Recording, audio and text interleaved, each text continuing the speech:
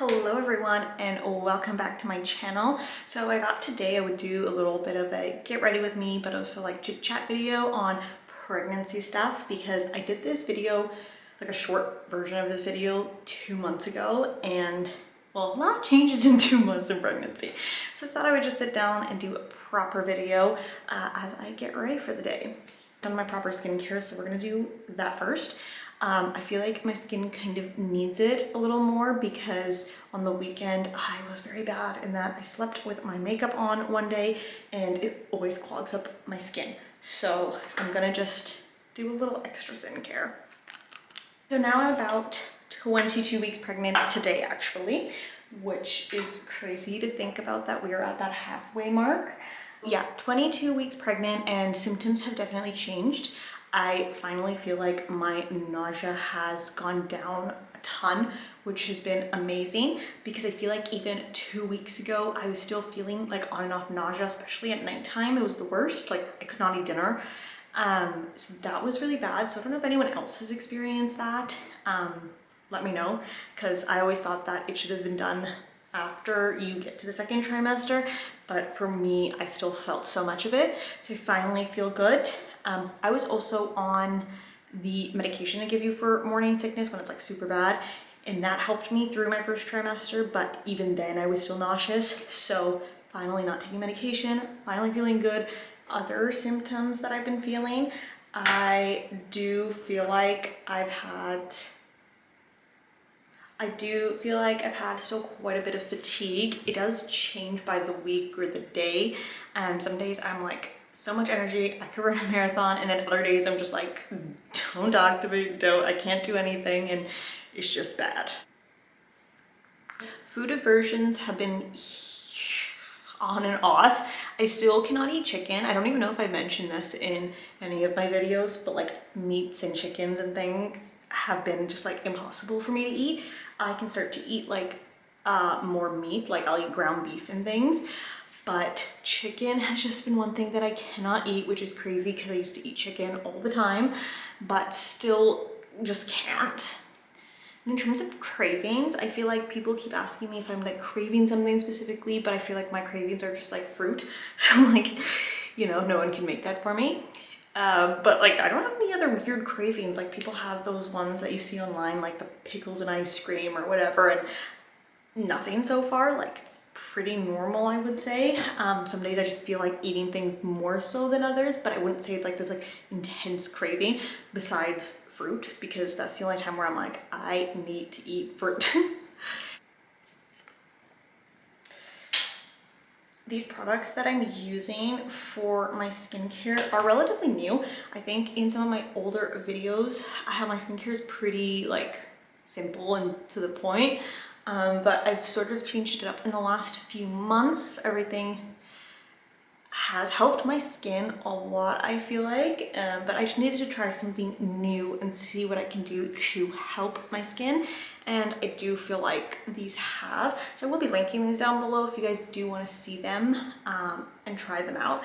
These are just some of the ones. I do have other ones that I'll use at nighttime, like I've got the Drunken Elephant. It's the vitamin C, I believe, the C Tango multivitamin eye cream. So I use that under my eyes. And then one that I also use like twice a week to 3 times a week is this exfoliating mask. And when I went to the spa to get my facial, the esthetician told me that this brand is all pregnancy safe. So if you are wondering, you can get this one, and their whole line is pregnancy safe. So that's good.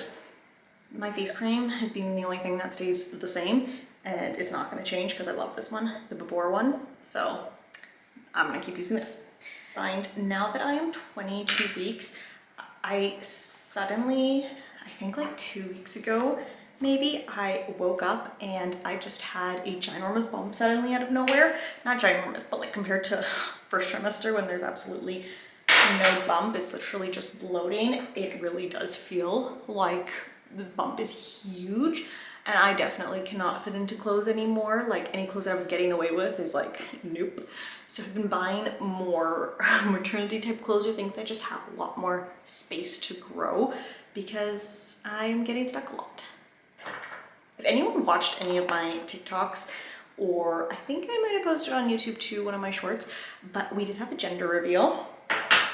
And if you did watch it, you would have seen that it came out as a boy. And so that was a total mistake, and I just didn't tell anyone. Well, I didn't know at the time it was a mistake. Basically, what happened, a little mini story time as I take a break for my skincare to sit.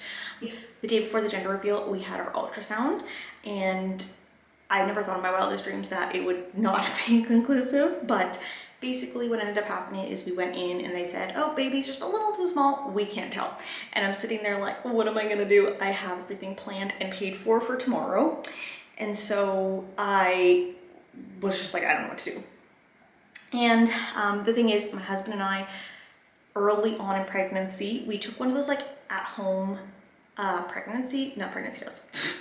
One of those at-home gender tests, which I know are not reliable. And I knew they wouldn't be 100%, but we used that result in the gender reveal because we needed to do something. And I was like, at that point, no point on canceling. It was my fault for making the ultrasound the day before the event, but I was just impatient and I wanted to know. So yeah, basically we used that, and I didn't tell anyone, like besides me and my husband knew, but we didn't really tell anyone that it wasn't the right one because we thought if it is, then we don't need to tell anyone, and if it isn't, then whatever. Either way, we were happy, so we didn't really care. So we just went along, did the gender reveal, and then we had our other ultrasound, I believe, maybe like 2 weeks after that, or a week and a half after that, and they were like, oh yeah, it's a girl. So it's now a girl. I'm gonna grab all my makeup because I should have my skincare sitting here. Now that I'm seeing this on my counter, one of the other symptoms that I've had is like just dry skin in general. I think it's a pregnancy thing because I'm usually not this dry. And then also on my stomach because of stretch marks. I was thinking about this too because I'll show you in a minute. But I've been using 2 products for my stomach because my stomach's also been dry, and then also I'm trying to avoid stretch marks. So one of them is Bio Oil, and then I'm gonna go grab the other one because it's in my room. Okay, and then the other one is the Palmer's Cocoa Butter Formula Cream. So I use both of these on my stomach, and I've been using it since the beginning of pregnancy. Just back from our trip, we went on our baby moon actually in Punta Cana, which was so nice because that's where we got married, had our honeymoon, and then we went on our baby moon. But basically all my makeup was in one of these bags, and I've just honestly kept it in there because it just keeps everything together. So I was too lazy to take it out. So this is an easy way for me to take it out and have all my daily makeup. Yeah, so a lot has happened, I guess, because we've had our gender reveal, we went on our baby moon, which was super nice. If you're able to and like have the time to and stuff, I would definitely recommend going on a baby moon. It was just really nice to get away, just us two, just have that chill time before baby comes. So I really liked it, and we wanted to do it early enough because I wanted to still not feel so ginormous, I guess. And I'm already super tired all the time. Well, on and off, like I said, but I do get tired. So I just wanted to be able to enjoy it without feeling too exhausted all the time, because everyone keeps telling me 3rd trimester, you're going to feel even more tired. And sorry guys, I know I'm looking at here, not the lens, but it's just like I can see myself as I'm doing makeup. So yeah, I've been definitely trying to just like work out a little bit more now that I'm feeling better, and I don't try to push myself, to be honest, because some days are just so hard to be able to do anything. So I just kind of stick to walking around, at least getting some steps in and movement in if I'm not actually doing a workout. I have been preferring to do at-home workouts because I can just like pause and take breaks as I please without like, with just being in my own home. So if I feel like stopping for a while and just chilling and, you know, have a snack or water and then going back later or something, I kind of have that choice to do, which I know is weird, but like there have been multiple times where I need to stop to eat like a snack. So I don't know. I have been doing spin classes, but I kind of do them not as intense as I used to do. And I know that some people said like the best way to know exhaustion level is like the talk test. So if you can still talk, or like if I'm in spin, I'm kind of singing to myself.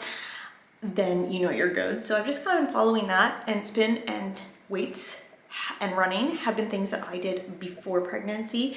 So they are things that are not new to my body. So I know that's always like check with the doctor, all that. So I've also been doing a pregnancy cardio video that I saw on YouTube. If anyone's interested, I can link it down below for you guys, because it's just been a nice way to do a little bit more cardio and do something different when I'm feeling a little too tired to like lift weights. So I'm not doing something too heavy. Kind of, I don't know if anyone relates. I feel like sometimes in pregnancy, it is such a struggle to make sure that you're eating all the good nutrients and do everything. I'm of course taking prenatal too, but everyone's like, eat more of this, eat more protein, eat more of that. And I'm like, at some points, I'm just like, I don't feel like eating anymore. Or food just doesn't seem appealing to me all the time, because I'm just like, I just want to eat chips and chocolate, which given a lot of days, or some days, I just let myself enjoy, because, you know, being pregnant, might as well get to eat the chocolate and chips too. So I definitely try to do a balance, but just some days are so hard. I don't know. I've been using this Tarte blush. It's one of the ones that I used to use as well. I know in some of the other videos I was using the Rare Beauty blush, which I do like a lot, but sometimes I just feel like this one for everyday, like the Tarte one, for everyday purposes is a lot better, just because I feel like the other one, like the liquid one, you just end up getting so much on your face. This one's just easier to apply, and I don't have to put as much effort in. I don't know.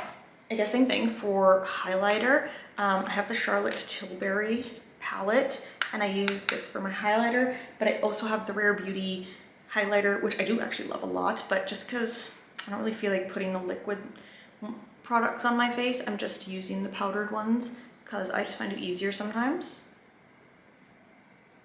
I don't know if that makes sense, guys, but I think makeup's pretty much done. I'm not gonna put mascara on, but I don't even know if you guys can see from here, but basically I have I got eyelash extensions done a while ago, and they've been falling off, and I kind of want to take a break from them now, so I'm letting them fall off, but they're so like all over the place. Like you can just see 1, 2, so I'm just not gonna bother. If I'm going out, I try to cover them up or whatever, and maybe put a little mascara on in between, but I don't really care. Today's just a more chill day, so I'm not gonna bother doing all that. I hope you guys enjoyed this video, and thank you all for watching. Bye.